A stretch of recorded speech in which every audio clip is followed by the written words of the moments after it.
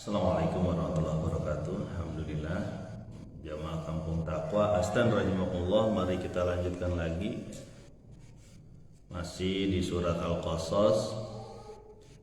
Kemarin kita sudah sampaikan bagaimana Nabi Musa diundang oleh seorang gadis yang sebelumnya dia membantunya dengan cara meminumkan ternak-ternak mereka.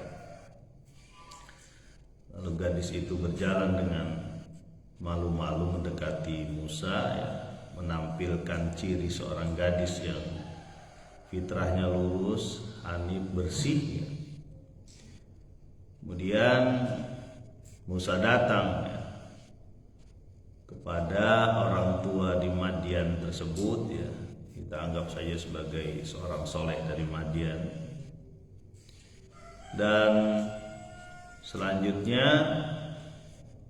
anaknya dari orang tua ini meminta bapaknya untuk mempekerjakan orang asing ini, yaitu Musa.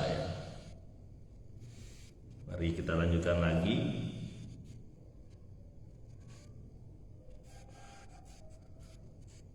Di ayat yang ke-28 surat Al-Qasas. Bismillahirrahmanirrahim.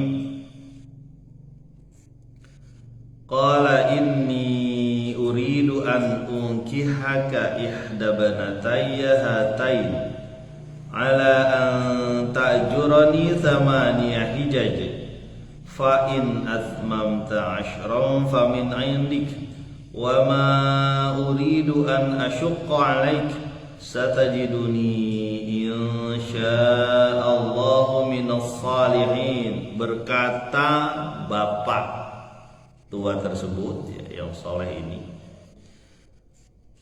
sesungguhnya aku menghendaki engkau menikahkan engkau dengan salah satu dari kedua anakku atas ketentuan bahwa engkau bekerja padaku selama 8 tahun. Jika engkau menyempurnakannya hingga 10 tahun, itu adalah kebaikan bagimu, atau darimu. Dan tidaklah aku menghendaki kesulitan padamu. Insya Allah engkau akan menjumpaiku sebagai seorang yang soleh. Nah, ini perkataan dari calon mertuanya Nabi Musa. Ini mertuanya punya strategi ganda ini. Ketika seorang anak menyampaikan bahwa tolong pekerjakan saja orang asing ini, itu seorang tua sadar, wah ini jangan-jangan ada rasa nih anak saya terhadap orang ini. Dan memang seorang yang mempunyai anak gadis ini, mestinya begitu ketika melihat tanda-tanda ada kecenderungan antara anaknya dengan orang lain. Apa yang dilakukan? Dia melakukan 2 hal sekaligus, Strategi ganda ini seorang mertua. Ini penting bagi calon mertua nih, karena dia melakukan hal yang dua-duanya baik. Apa strategi ganda mertua ini? Calon mertua waktu itu, dia mengatakan kepada Musa, wahai Musa, aku menghendaki akan menikahkan anakku di antara 2 ini kepada engkau, dengan ketentuan engkau bekerja padaku selama 8 tahun. Kalau engkau sempurnakan sampai 10 tahun, itu kebaikan darimu. Itu bukan paksaan atau bukan ketentuan. Dan coba kita perhatikan, ya. Ini orang tua menawarkan gadisnya berarti. Ya. Kalau Islam itu boleh gak menawarkan gadisnya kepada orang lain? Boleh. Ya. Menikah itu tidak perlu banyak malu. Nah, ini masalah kita nih kadang-kadang. Ya. Seolah-olah di beberapa tradisi, ya, termasuk tradisi yang mungkin kita alami semua, ya. Kalau di Indonesia banyak mengalami begitu. Laki-laki yang melamar wanita. Ya. Iya Pak Arfan, masa sih wanita melamar laki-laki? Bisa, jangan salah. Khadijah kan melamar. Khadijah melamar Rasulullah. Bahkan di sirah Nabi, ya, sejarah Nabi itu kita lihat bahwa ada beberapa orang yang melamarkan anaknya kepada orang lain, anak perempuannya. Boleh itu, ya. Kita kadang-kadang kan begini nih, untuk urusan kebebasan sebelum melamar terserah, ya. Sampai kalau perlu anaknya dibiarin aja dibawa orang lain sebelum menikah, terserah. Tapi ketika melamar seolah-olah malu-malu, pura-pura gitu, seolah-olah menghormati lembaga perkawinan, sehingga yang harus melamar adalah laki-laki. Nggak perlu, boleh yang perempuan melamar. Ini contohnya, ya. Jadi strategi ganda nih dari calon mertuanya Nabi Musa. Sekarang boleh gak perempuan menawarkan diri kepada orang lain? Boleh. Kalau dianggap orang lain itu mau memimpin dia soleh, kemudian terlihat kepemimpinannya, ya, boleh. Karena waktu dulu pernah ada seorang wanita yang melamar Nabi. Wahai Nabi Muhammad SAW, aku melamar engkau, kira-kira begitulah, ya. Kalau bahasa aku menyerahkan diriku pada engkau. Nabi waktu itu meminta maaf, ya. Mohon maaf, saya tidak hendak menikah saat ini, ya.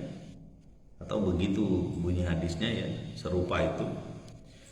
Kemudian wanita ini menyatakan, kalau begitu aku serahkan perwalianku kepada engkau. Silakan engkau berikan aku kepada siapapun yang kau kehendaki, ya. Kemudian Nabi Muhammad mencari sahabat. Ternyata ada sahabat yang cuma menghafal atau mengetahui 2 surat Al-Quran, dan itu menjadi mahar dia untuk mengajarkan kepada istrinya 2 surat Al-Quran. Nah, ini penting nih teman-teman nih untuk bisa mengajar Al-Quran. Bukan cuma belajar Al-Quran, mengajar Al-Quran. Kenapa? Karena ini adalah khairukum man ta'allama Al-Quran wa 'allamahu. Sebaik-baik kamu, kata Nabi, adalah orang yang mengajar Quran, belajar Quran dan mengajarkan. Kan saya belum bisa baca Quran. Ada pagi-pagi minggu pagi itu datanglah. Atau banyaklah teman-teman yang bisa baca Quran, silakan dihubungi. Karena mengajarkan Quran, belajar Quran dan mengajarkan Quran itu adalah bagian dari tangga kita menuju Allah Subhanahu wa taala, menuju surganya Allah, menuju ridhonya Allah. Kembali lagi ke kisah tadi, akhirnya ibu-ibu inilah atau gadis ini, ya. Saya lupa itu gadis atau janda waktu itu, ya. Mendatang ke Mansur, ya, dari Depok. Gadis itu dinikahkan dengan seorang yang dengan mahar cuma mengajarkan dua surat Al-Quran. Tapi jangan bilang cuma ya, 2 surat Al-Quran juga sulit. Ya. Nah, artinya ada saja ya. Waktu itu ya, mestinya juga di komunitas muslim itu mertua yang menawarkan kepada calon mantunya. Ya, untuk dinikahkan anak-anak. Umar bin Khattab radhiyallahu anhu, khalifah yang kedua ya, itu pun menawarkan anaknya Hafsah kepada Abu Bakar. Ya. Waktu itu dia sudah janda ya, ditawarkan kepada Abu Bakar. Abu Bakar mengatakan ya. Oh, Abu Bakar dan Utsman, dua orang itu. Utsman mengatakan belum hendak menikah. Begitupun Abu Bakar lah, ada hal yang disampaikan enggak menikah. Akhirnya ditawarkan kepada Nabi. Waktu itu Umar sempat kesel tuh kepada 2 temannya. Ini saya tawarin anak saya untuk dinikahkan, tapi ditolak 2 sahabat terbaik dia, yaitu Utsman dan Abu Bakar. Kemudian ditawarkanlah kepada Nabi. Nabi mengatakan mudah-mudahan akan diberikan laki-laki yang lebih baik dari keduanya. Nah, gitu. Kata Nabi, dan benar, siapa laki-laki yang lebih baik daripada keluarganya Nabi, dilamar oleh Nabi. Itu awalnya Umar tuh yang menawarkan anak gadisnya Hafsah. Ya, dan dialah calon istri Nabi ternyata. Ketika Abu Bakar dikonfirmasi, kenapa kamu menolak Hafsah waktu itu? Saya ingat Rasulullah sudah menyebut-nyebut Hafsah, jadi saya nggak mau gitu kan. Ternyata Rasulullah sudah menyebut-nyebut nama Hafsah, ya. Walaupun tidak dinyatakan bahwa dia akan menikahi Hafsah.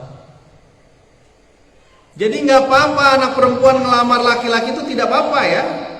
Jangan kayak sekarang ya, sebagian tradisi itu kan, oh nggak bisa, malu dong, masa anak perempuan yang melamar? Enggak.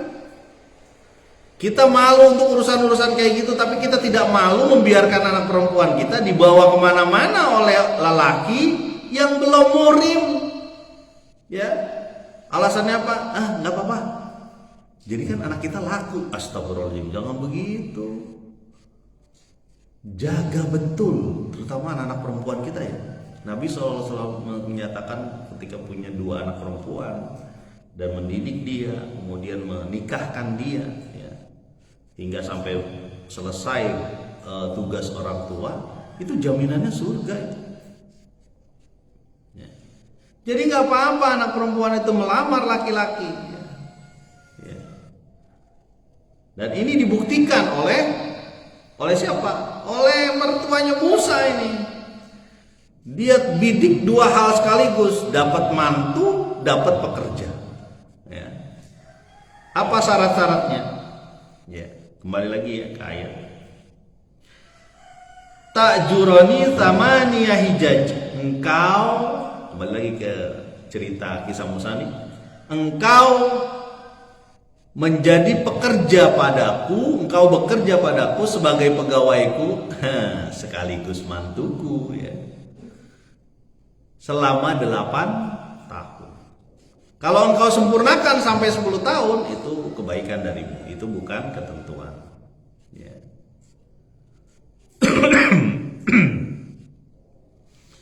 Kemudian wa ma uridu an asyqa 'alaik, aku tidak menghendaki kesulitan pada kamu, tenang. Pokoknya kita saling bantu lah. Ya gimana gak saling bantu, udah jadi mantu. Ya. Makanya nggak ada tuh cerita-cerita mantu buronan mertua, itu nggak ada itu. Cari mantu yang soleh kawan. Pak, kan susah nyari mantu yang soleh pak. Ya jangan terlalu tinggi lah kita. Kadang-kadang begitu, pengen mantu soleh, anak kita sendiri belum soleh, gimana ini? Ya, kita sendiri tidak mendidik anak kita menjadi soleh, pengen mantu soleh. Mang oleh sih ada mungkin. Tapi mantu soleh luar biasa ya.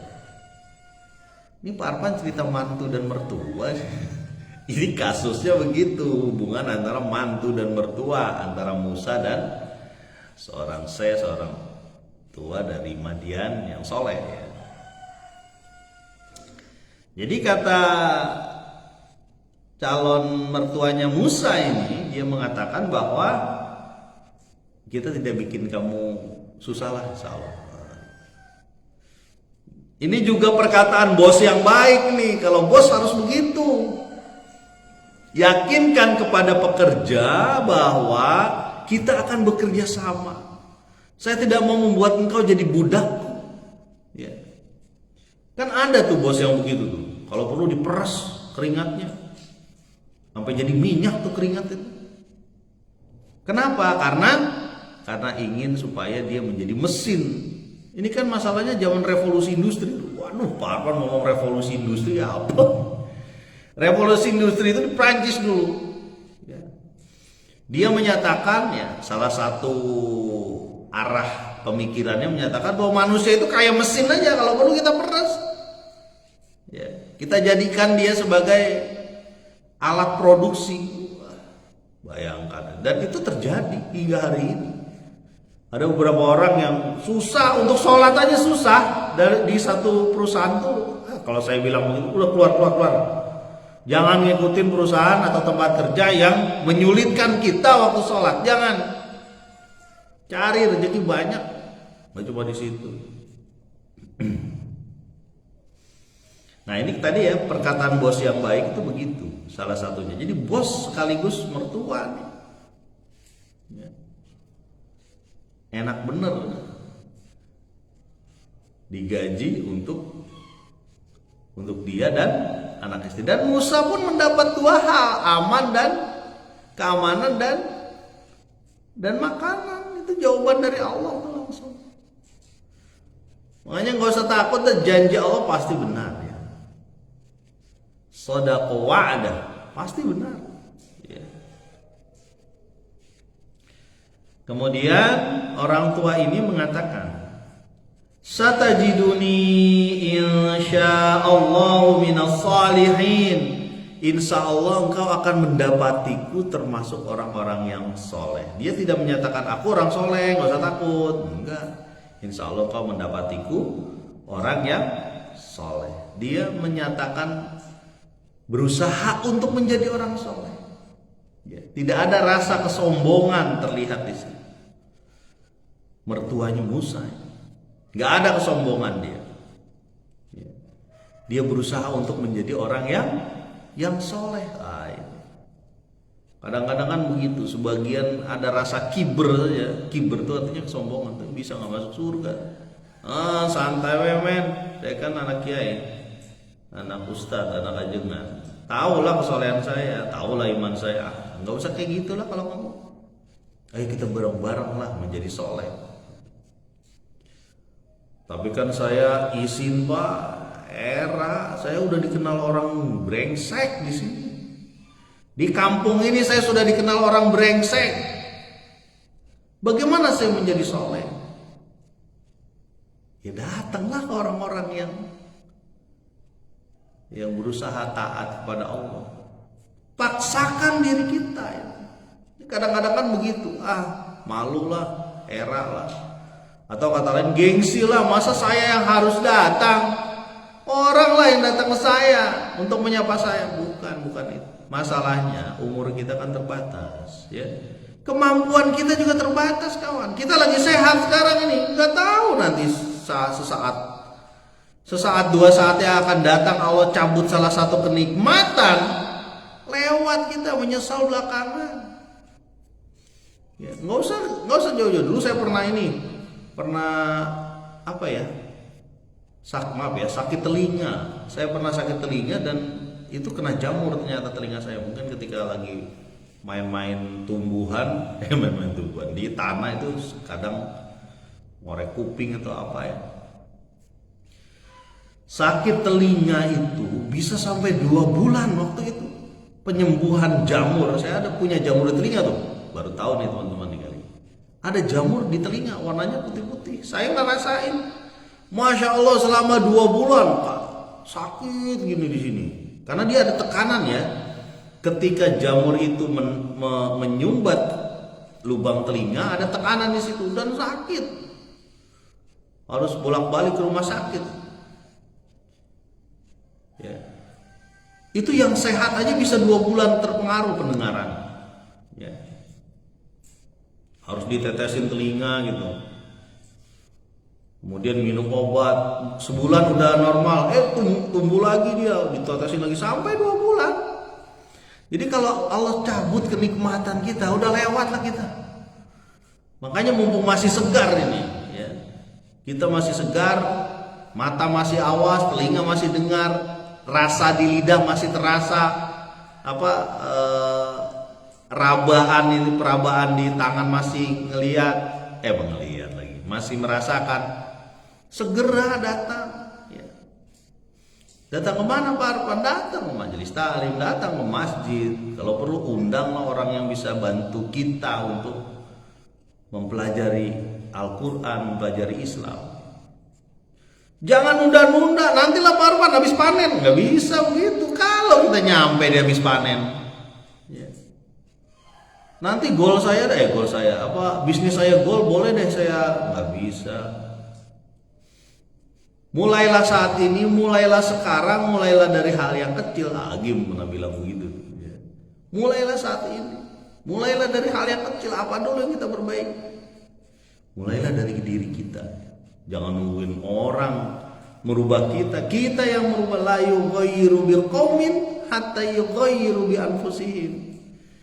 Gak bakal bisa kita berubah sebelum kita merubah diri. Ya. Gak bakal bisa. Kita yang memaksakan diri untuk berubah. Biasanya disebut Allah mepaksain itu. Ya Allah, paksalah diriku untuk bisa beribadah, ya, beramal.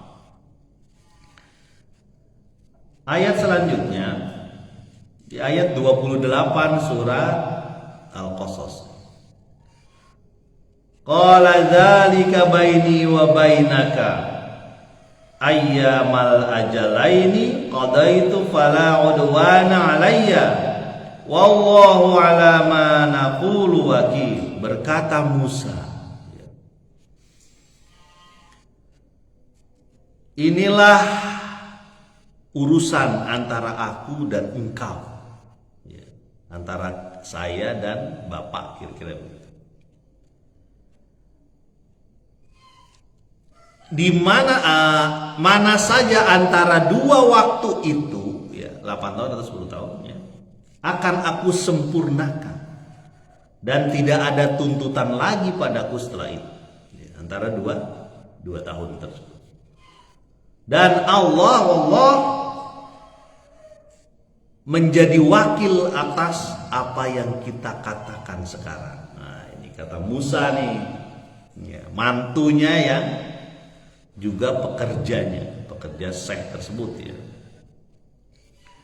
Berkata Musa, inilah janji antara aku dan engkau, antara saya dan engkau wahai calon mertuaku. Ini janji nih, ya. Ada perjanjian yang mengatur hubungan.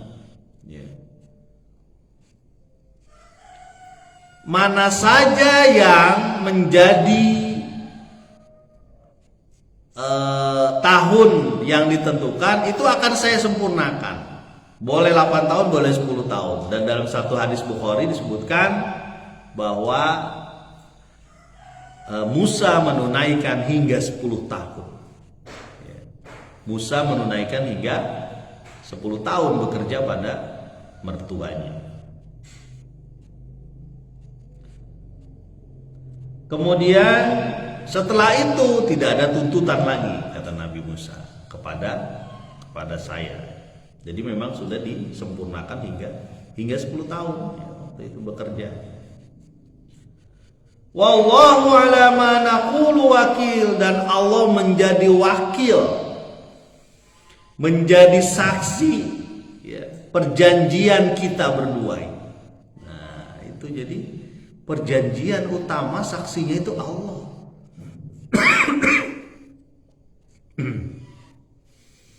Perjanjian yang dilakukan kedua orang hamba Allah ini mengingatkan bahwa saksinya adalah Allah. Jadi Allah yang mengawasi perjanjian ini. Ya. Kalau manusia disuruh mengawasi perjanjian, wah banyak yang masalah biasanya. Ya. Sampai-sampai nih di negeri kita nih, perjanjian para pejabat, perjanjian di atasnya ada Al-Quran loh. Al-Quran ditaruh di atas, demi Allah saya akan melakukan ini. Banyak juga yang masih melenceng. Ya. Berarti itu cuma formalitas. Dia lupa bahwa dalam perjanjian dia melakukan tugas apapun itu ada Allah di situ. Ya. Wa huwa ma'akum aina ma kuntum, dan dia bersamamu ketika dimanapun kita berada. Bahkan kalau perlu di dalam tanah, ya misalnya kayak waktu zaman Gurandil dulu. Apa sih Pak Arfan Gurandil? Gurandil itu yang suka ngambil emas tuh. Tidak resmi ya. Saya pernah dengar tuh dari murid dulu. Jadi turun ke bawah itu dari gunung itu kadang lubangnya sempit, ya walaupun di bawah jadi lega dan sebagainya. Bertaruh nyawa. Ya. Bertaruh nyawa dia itu untuk bisa bisa dapetin bongkahan emas gitu ya. Kalau saya mau nggak mau dah, cari yang lain aja lah. Dan memang teman-teman yang sempat datang ke sana itu uangnya cepat dapat, uangnya cepat juga habis, cepat keluar ya. Oke, kembali lagi, wallahu ala ma naqulu wakil, dan Allah terhadap apa yang kita katakan menjadi saksi. Ya. Saksinya Allah Subhanahu wa taala. Sehingga dia percaya dua orang ini, ya Pak, pekerja dan bos percaya. Ya. Nggak usah ditulis-tulis fakta integritas apa namanya itu. Apa namanya? Kayak apa sih nyebutnya itu? Surat bahwa dia akan melakukan kegiatan dengan benar, bersih, terpercaya. Ya. Tapi cukup diingatkan bahwa Allah yang menyaksikan. Ya. Ini mantu dan mertua yang soleh, mantu dan mertua idaman. Ya. Walaupun mertua ini agak berbeda dengan tradisi kita ya. Tradisi terutama di Indonesia itu malu-malu gitu. Padahal yang namanya menikah mudahkan menikah, persulit cerai. Ya. Dimudahkan gamblang, nggak ada tedeng aling-aling. Karena menikah itu pada dasarnya begitu. Dimudahkan. Ada di satu tempat tuh, di salah satu suku di Indonesia, ada uang khusus untuk apa? Bisa mendapatkan gadisnya, anak gadis, sampai puluhan juta, ya, sampai puluhan juta. Dan gak cuma di salah satu daerah, di beberapa daerah begitu. Sampai saya pernah itu mengetahui ada seorang yang mengatakan kalau di daerah sini sih bisa sampai 100 juta. Masya Allah, 100 juta pergi haji berapa orang itu? Ya. Mertua yang baik itu memudahkan. Termasuk salah satu ciri wanita yang soleh itu murah maharnya. Emang wanita dijual beli? Enggak. Orang sampai baca Quran aja bisa jadi mahar. Ya, bahkan ada sebentuk cincin bisa jadi mahar. Saya punya cincin besi Rasulullah, ya udah itu aja. Kadang-kadang kan begitu tuh. Gengsi dong, masa anak kita dihargain 10 juta? Tambahin lah jadi 40 juta. Jangan kayak gitu mertua. Ngapain? Kalau udah hamil duluan baru udah susah. Mudahlah, permudah nikah. Udah apa adanya aja. Secara gamblang aja sebutin. Ya ini kan kadang-kadang begitu tuh. Karena kita pengen, mungkin niat kita baik supaya anak kita bahagia. Tapi bahagia nggak bisa diukur dengan uang, kawan. Nggak bisa. Bahagia itu diukur dengan sedekat mana kita kepada Allah. Itu aja ukuran. Sekali lagi ya, ini kuat hari ini. Bahagia itu diukur dengan sedekat mana kita dekat dengan Allah. Ya, sejauh mana kita dekat dengan Allah. Itu bahagia ukurannya itu. Bukan ukuran uang, bukan ukuran harta, bukan. Banyak orang yang punya harta, punya uang, hancur juga keluarganya, ya. Tapi banyak juga yang punya harta, punya uang, bagus keluarganya. Nah, itu bagus, berarti kaya dan soleh.